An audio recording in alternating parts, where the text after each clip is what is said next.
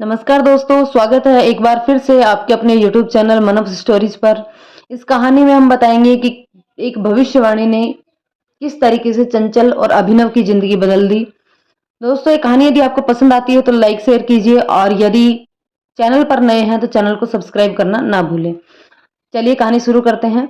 हमेशा जिंदा दिल और खुश मिजाज रमा को अंदर आकर चुपचाप बैठे देख चित्रा से रहा नहीं गया।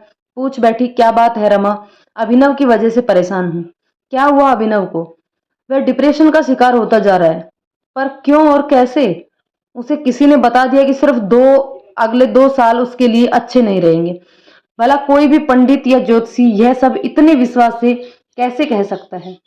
सब बेकार की बातें हैं, मन का भ्रम है। यही तो मैं उससे कहती हूँ, पर वह मानता ही नहीं। कहता है अगर यह सब सच नहीं होता तो आर्थिक मंदी अभी ही क्यों आती।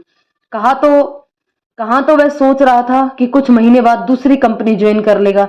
अनुभव के आधार पर अच्छी पोस्ट और पैकेज मिल जाएगा।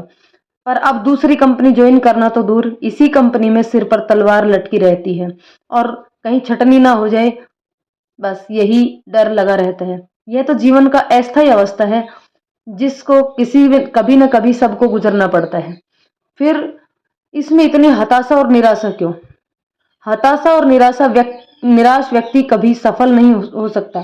जीवन में सकारात्मक ऊर्जा होने के लिए सकारात्मक सोच का होना भी जरूरी है। एक और अभिजीत तो उसे समझा समझा कर हार गए। रमा बोली, तेरे पास एक आस लेकर आई हूं, तुझे मानता भी बहुत है। हो सकता है तेरी बात मानकर शायद मन में पली भ्रांति को निकाल कर बाहर फेंके। तू चिंता मत कर, चित्रा बोली, सब ठीक हो जाएगा। मैं सोचती हूँ कि कैसे क्या कर सकती हूँ। घर आने पर रमा द्वारा कही बातें चित्रा ने विकास को बताई तो वह बोले, आजकल के बच्चे जरा जरा सी बातों पर दिल से लगा बैठते हैं। इसमें दोष बच्चों का भी नहीं है। दरअसल आजकल मीडिया और पत्रिकाएं भी इन अंधविश्वासों को बढ़ाने में के पीछे लगे हुए हैं। अगर ऐसा नहीं होता तो विभिन्न चैनलों पर गुरु मंत्र, आपके तारे, तेज तारे, ग्रह नक्षत्र जैसे कार्यक्रम प्रसारित न होते तथा पत्र पत्रिकाओं के कॉलम ज्योतिषी घटनाओं तथा उनका विभिन्न राशियों पर प्रभाव से भरे नहीं रहते। विकास तो अपनी बात कहकर अपने काम में लग गए, पर चित्रा का किसी काम में मन नहीं लग रहा था। बार बार रमा की बातें उसके दिलो दिमाग पर घूम रही थी। वह सोच नहीं पा रही थी कि अपनी अभिन्न सखी की समस्या का समाधान कैसे करे। बच्चों के दिमाग में एक बार कोई बात घुस जाती है तो उसे निकालना इतना आसान नहीं होता। उनकी मित्रता आज की नहीं 25 वर्ष पुरानी थी। चित्रा को वह दिन याद आया जब वह इस कॉलोनी के लिए अपने नए घर में आई थी। एक अच्छे पड़ोसी की तरह रमा ने चाय नाश्ते से लेकर खाने तक का इंतजाम करके उसका काम आसान कर दिया था। उसके मना करने पर बोली, दीदी अब तो हमें सदा साथ साथ रहना है। यह बात अक्षर से सही है कि एक अच्छा पड़ोसी सब रिश्तों से बढ़कर होता है। मैं तो बस इस नए रिश्ते को एक आकार देने की कोशिश कर रही हूँ। और सच, रमा के व्यवहार के कारण कुछ ही समय में उससे चित्रा की गहरी आत्मीयता कायम हो गई। उसके बच्चे शिवम और सुहासिनी तो रमा के आगे पीछे घूमते रहते थे और वह भी उनकी हर इच्छा पूरी करती, यहाँ तक कि उसके स्कूल से लौट आने तक वह उन्हें अपने पास रखती थी।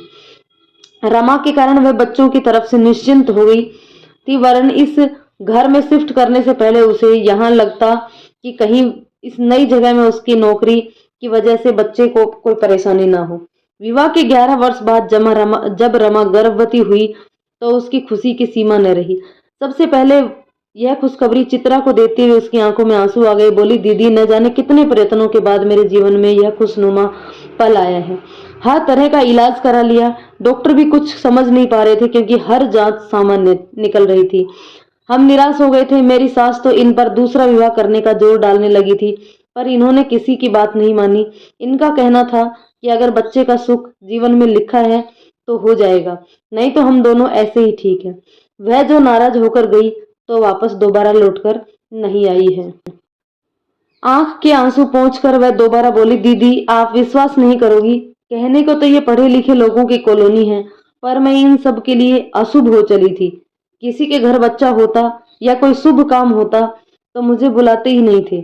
एक आप ही हैं जिन्होंने अपने बच्चों के साथ मुझे समय गुजारने दिया। मैं कृतज्ञ हूँ आपकी।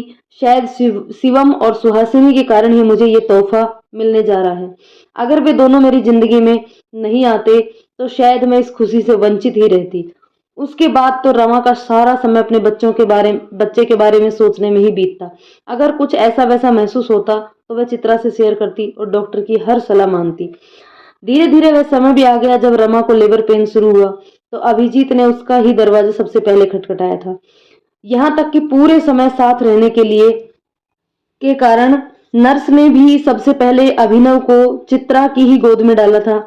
वह भी जब तक अभिनव को यह कहते हुए इसकी गोद में डाल जाती, दीदी मुझसे यह संभाला नहीं जाता, जब देखो तब रोता रहता है, कहीं इसके पेट में तो दर्द नहीं हो रहा है या बहुत शैतान हो गया है, अब आप ही संभालिए। या तो यह दूध ही नहीं पीता है, थोड़ा बहुत पीता है तो वह भी उलट देता है, अब क्या करूं।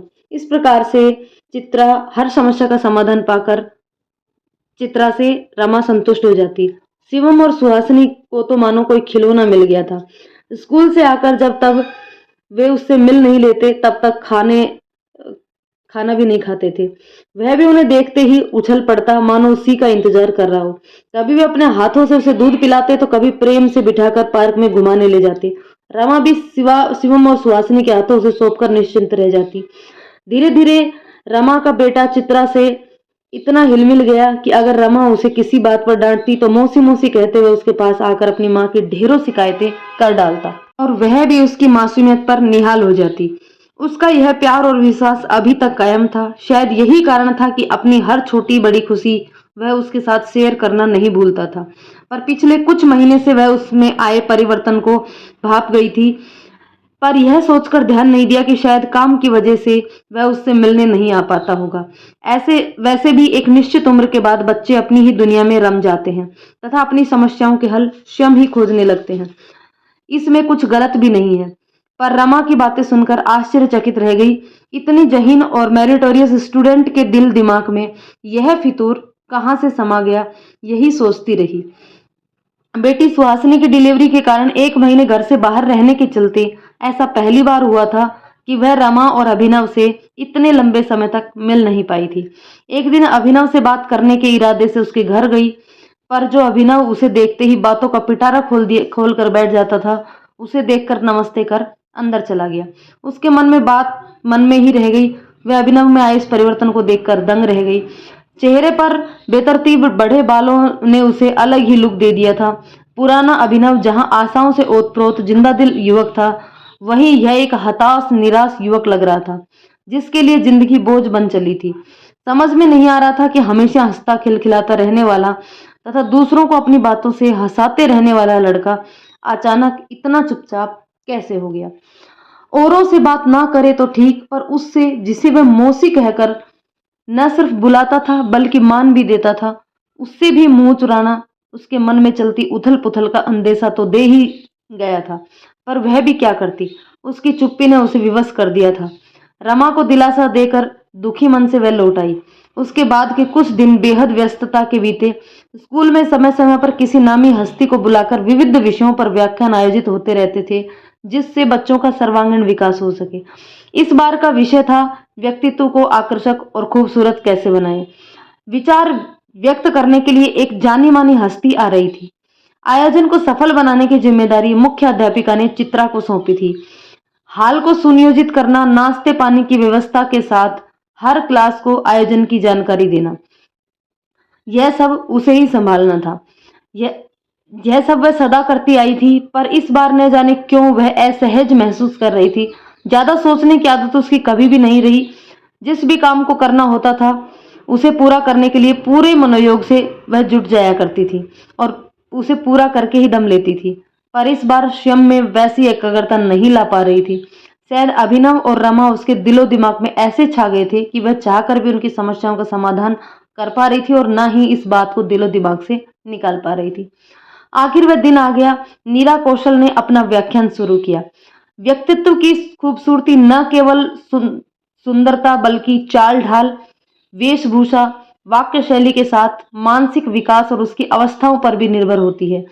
ढाल, चाल, वेशभूषा, वाक्य शैली के द्वारा व्यक्तित्व के बाहरी आवरण को खूबसूरत और आकर्षक बनाया जा सकता है, पर सच कहें तो व्यक्ति के व्यक्तित्व का सौंदर्य उसके का मस्तिष्क है। अगर मस्तिष्क स्वस्थ नहीं सोच सकारात्मक नहीं है तो ऊपरी विकास सतही ही होगा।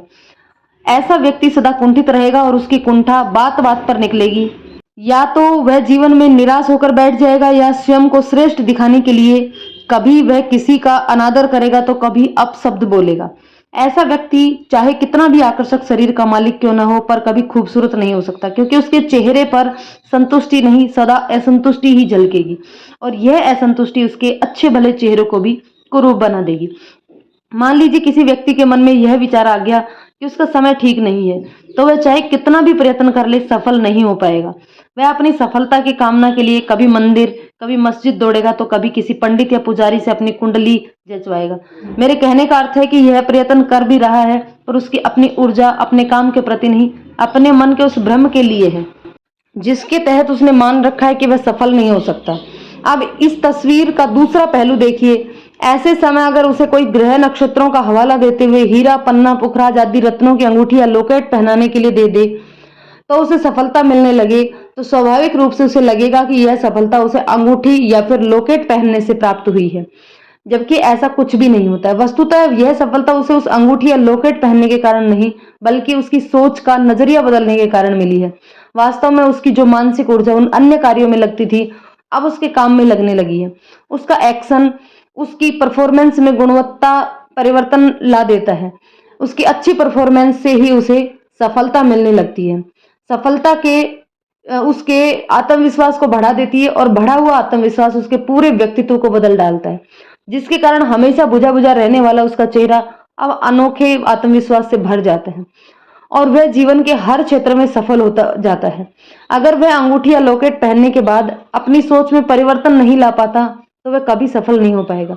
इसके आगे व्याख्यान में नीरा कौशल ने क्या कहा उन्हें कुछ नहीं पता। एकाएक चित्रा के मन में एक योजना आकार लेने की, ना जाने उसे ऐसा क्यों लगने लगा कि उसे एक ऐसा सूत्र मिल गया है जिसके सहारे वह अपने मन के चलते द्वंद्व से मुक्ति पा सकती है, एक नई दिशा दे सकती है जो शायद किसी के काम आ जाए। दूसरे दिन वह रमा के पास गई और बिना किसी लाग लपेट के उसने अपने मन की बात कह दी। उसकी बात सुनकर वह बोली, लेकिन अभिजीत इन बातों को बिल्कुल नहीं मानता। वह तो वैसे ही कहते रहते हैं। न जाने क्या फितूर समा गया है इस लड़के के दिमाग में। काम की हर जगह पूछ है, काम अच्छा करेगा तो सफलता तो अवश्य मिलती जाएगी। मैं भी कहा मानती हूँ इन सब बातों को, पर अभिनव के मन का फितूर तो निकालना ही होगा। बस इसी के लिए एक छोटा सा प्रयास करना चाहती हूँ। तो क्या करना होगा? मेरी जान पहचान के एक पंडित हैं, मैं उनको बुला लेती हूँ। तुम बस अभिनव और उसकी कुंडली लेकर आ जाना, बाकी मैं संभाल लूंगी। नियत समय पर रमा अभिनव के साथ आ गई। पंडित ने उसकी कुंडली देखकर कहा, कुंडली तो बहुत अच्छी है, इस कुंडली का जातक बहुत यशस्वी और उच्च प्रतिष्ठित होगा। हाँ, मंगल ग्रह अवश्य कुछ रुकावट डाल रहा है, पर परेशान होने की बात नहीं है, इसका भी समाधान है। खर्च के रूप में 501 रुपए लगेंगे, सब ठीक हो जाएगा। आप ऐसा करें, इस बच्चे के हाथ से मुझे 501 का दान करा दे। प्रयोग चल निकला। एक दिन रमा बोली, चित्रा तुम्हारी योजना कामयाब रही। अभिनव को आश्चर्यजनक परिवर्तन आ गया है। जहां कुछ समय पूर्व हमेशा निराशा में डूबा बुझी बुझी बातें करता रहता था, अब वही संतुष्ट लगने लगा है। अभी कल ही कह रहा था कि मम्मा, विपिन सर कह रहे थे कि तुम्हें डिवीजन का हेड बना रहा हूं, अगर काम अच्छा किया तो शीघ्र ही प्रमोशन मिल जाएगा। रमा के चेहरे पर छाई संतुष्टि जहां चित्रा को सुकून पहुंचा रही थी, वहीं एक बात का एहसास भी करा रही थी कि व्यक्ति की खुशी और दुख उसके मानसिक अवस्थाओं पर निर्भर होते हैं, ग्रह नक्षत्रों का कोई प्रभाव नहीं पड़ता। अब उसके कुछ छिपाना नहीं चाहती थी, आखिर मन का बोझ कब तक मन में छिपाए रखती। रमा, मैं तुझसे एक बात छिपाई है, पर क्या करती, इसके अलावा मेरे पास कोई अन्य उपाय नहीं था। मन कड़ा करके चित्रा ने कहा, क्या कह रही है तू? कौन सी बात छिपाई? मुझे कुछ समझ नहीं आ रहा है। दरअसल उस दिन तथाकथित पंडित ने जो तेरे और अभिनव के साथ सामने कहा वह मेरे निर्देश पर था। वह कुंडली जांचने वाला पंडित नहीं, बल्कि मेरे स्कूल का एक अध्यापक था, जिसे सारी बातें बताकर मैंने मदद मांगी थी, और वह भी सारी घटना का पता लगाने पर मेरा साथ देने को तैयार हो गया था। चित्रा ने रमा को सब सच सच बताकर झूठ के लिए क्षमा मांग ली और अंदर से लाकर 501 रुपए उसे लौटा दिए। मैं नहीं जानती झूठ सच क्या है, बस इतना जानती हूँ कि तूने जो किया अभिनव की भलाई के लिए किया। वही किसी की बातों में आकर भटक गया था, तूने तो उसे बस सही राह दिखाई है। फिर यह गलानी और दुख कैसा? जो कार्य एक भूले भटके इंसान को सही राह दिखा दे, वह रास्ता कभी गलत नहीं हो सकता। दूसरे चाहे जो भी कहें या मैंने माने, पर मैं ऐसा ही मानती हूँ और तुझे विश्वास दिलाती हूँ कि यह बात एक ना एक दिन अभिनव को भी बता दूंगी, जिससे कि वह कभी भविष्य में ऐसा किसी चक्कर में ना पड़े। रमा ने उस बात के सुनकर के उसे गले लगाते हुए कहा।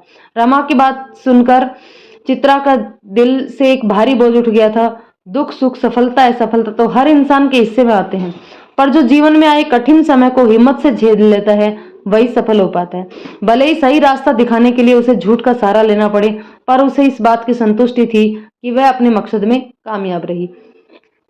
दोस्तों, इस कहानी के बारे में आपकी क्या राय है कमेंट करके बताइएगा, और यदि कहानी पसंद आई हो तो उसे लाइक शेयर कीजिएगा, और चैनल पर नए हैं तो प्लीज चैनल को सब्सक्राइब करना ना भूलें। धन्यवाद।